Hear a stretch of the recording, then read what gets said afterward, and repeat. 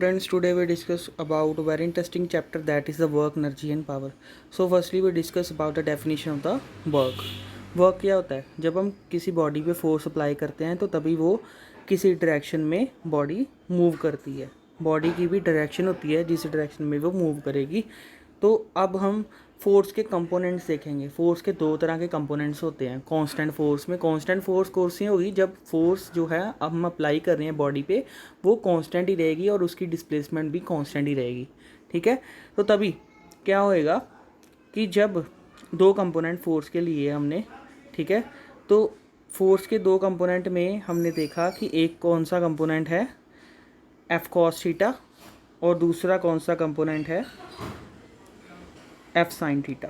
तो cos theta इस हम डायग्राम में देखेंगे. कॉस थीटा वो कंपोनेंट है जो बॉडी के अलोंग लगाया जाता है. ठीक है, जिस डायरेक्शन में डिस्प्लेसमेंट होती है. और जो साइन थीटा है वो बॉडी के उस डायरेक्शन में लगाया जाता है परपेंडिकुलर डायरेक्शन में जिसमें जहाँ पे बॉडी डिस्प्लेस हुई. ठीक है, ये दो कंपोनेंट्स को आपने याद रखना है. नेक्स्ट हम बात करेंगे कि जो वर्क डन है वो उसमें कौन सा कंपोनेंट यूज़ किया जाता है. वर्क डन में F into S formula होता है. ठीक है, तो डॉट प्रोडक्ट यूज़ किया जाता है. डॉट प्रोडक्ट क्या होता है? जो स्केलर प्रोडक्ट होता है. और डॉट प्रोडक्ट को इनर प्रोडक्ट भी कहते हैं. ठीक है, inner product of two vectors. यहाँ पे एफ डॉट एस लिखते हैं हम वेक्टर प्रोडक्ट में. तो जो स्केलर होता है इसमें हम कंपोनेंट यूज़ करेंगे एफ एस कॉस थीटा. जहाँ पे कॉस की थीटा की वैल्यू हम डालेंगे तो वर्क डन जो है वो वेरी करेगा. अब हम पढ़ेंगे नेचर ऑफ द वर्क. जो वर्क डन है वो तीन तरह का होता है: positive work, negative work and zero work. Positive work कौन सा होएगा कि जब हम फोर्स अप्लाई करेंगे तो बॉडी जो है वो डिस्प्लेस करेगी उसी डायरेक्शन में जिस डायरेक्शन में हमने उसको भेजा है, जहाँ उसको धक्का लगाया है, फोर्स लगाई है, पुश किया है. तो नेगेटिव वर्क कौन सा आएगा? जिसमें हम बॉडी को डिस्प्लेस करते हैं पर वो उसी डायरेक्शन में नहीं जाता, उसकी जो डायरेक्शन है जिस डायरेक्शन में हम भेजना चाहते हैं उसकी ऑपोजिट होएगी, वो नेगेटिव वर्क कहलाएगा. अब हम उसके एग्जांपल दो करेंगे. एक वेट लिफ्टिंग एग्जांपल ले सकते हैं. उसमें हम देखेंगे कि वर्क डन जो है पॉजिटिव कब होगा कि जब हम बॉडी को लिफ्ट करते हैं ग्राउंड से, जैसे उसने बंदे ने डंबल उठाया हुआ है. ठीक है, तो फोर्स भी उसी डायरेक्शन में, वर्क डन भी उसी डायरेक्शन में हो रहा है.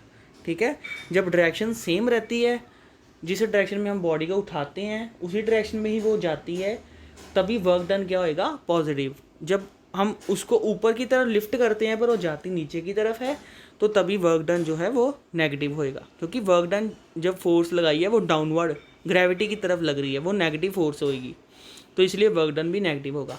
तो सिंपल सी बात आपको याद रखनी है कि पॉजिटिव कब होगा? जब प्रोडक्ट जो डॉट प्रोडक्ट होएगा वो एफ एस के बराबर होगा वर्क डन का, और जब नेगेटिव एफ एस के बराबर होगा वो नेगेटिव वर्क डन होगा. तो ये कब होएगा? ये कौन सी किस पे डिपेंड करता है? कॉस थीटा की वैल्यू पे डिपेंड करता है. जब कॉस थीटा की वैल्यू मैक्सिमम होएगी, मतलब 1 होएगी, तो थीटा की वैल्यू 1 कब होती है कॉस थीटा की? जब थीटा की वैल्यू 0 होती है. तो कॉस जब थीटा की वैल्यू नेगेटिव कब होती है? -1 कब होती है? जब थीटा की वैल्यू 180 डिग्री होती है. तो यहाँ से हम अंदाज़ा लगा सकते हैं कि जो थीटा की वैल्यू पे डिपेंड करता है वर्क डन पॉजिटिव होएगा कि नेगेटिव होएगा. अब ज़ीरो कब होगा? कॉस ज़ीरो कब होता है? जब कॉस की वैल्यू 90 डिग्री हो तो आंसर कितना आता है? 0 आता है. तो तभी हम कह सकते हैं कि ये वर्क डन कौन सा है? ज़ीरो वर्क डन है. तो जब फोर्स किसके परपेंडिकुलर होएगी? जब एंगल उनके बीच में क्या बन रहा है? फोर्स एंड डिस्प्लेसमेंट के बीच में एंगल क्या बन रहा है? 90 डिग्री का. ठीक है, कॉस 90 0 होता है.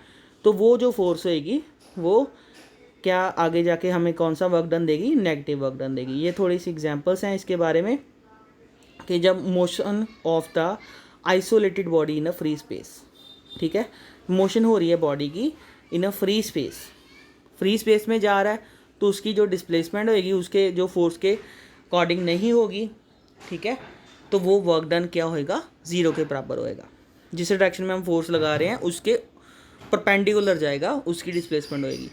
ठीक है, आगे नेक्स्ट हम बात करेंगे work done by the variable force. Variable force कब होगी? जब हम फोर्स को वेरी करेंगे.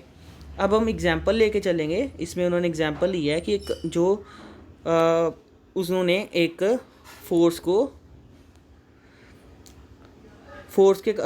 को लिया है. ठीक है, तो फोर्स जब उन्होंने इंटीग्रेट करा है तो उनके रेक्टेंगुलर कंपोनेंट आएंगे एक्स वाई जेड, 3 कंपोनेंट होते हैं हमें पता है। फोर्स के कितने कंपोनेंट हो गए, 3 कंपोनेंट हो गए, क्योंकि 3 डायरेक्शन में उसकी जो फोर्स लग रही है। जब हम तीनों के कंपोनेंट को ऐड कर देंगे फोर्स के, तो तभी वर्क डन हमारा टोटल वर्क डन निकल आएगा। तो जब वेरिएबल फोर्स का वर्क डन निकालना है तो हमें कंपोनेंट्स के अकॉर्डिंग निकालना पड़ेगा।